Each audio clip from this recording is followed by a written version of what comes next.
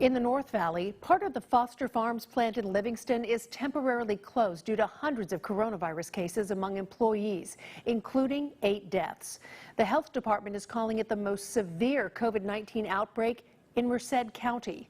CBS 47's Shauna Kalafi takes us to a candlelight vigil held tonight in honor of everyone impacted by the outbreak. This vigil was dedicated to those 8 lives lost and the hundreds of families affected by this outbreak, with the message that not only is their work essential, but their lives are too.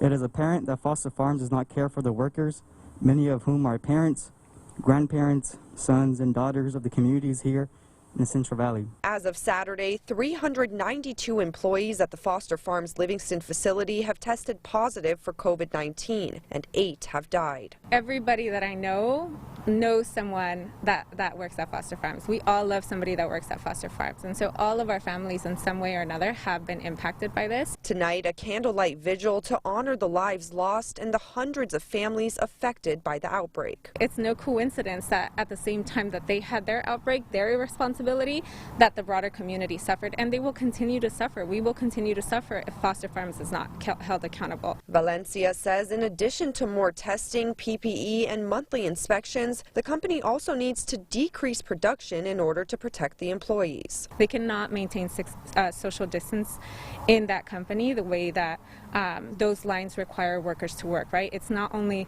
are people standing across from each other or next to each other, but they're also on a time limit. You have to pull a certain amount of chickens during a minute. No amount of protective equipment, no amount of testing is going to solve that issue.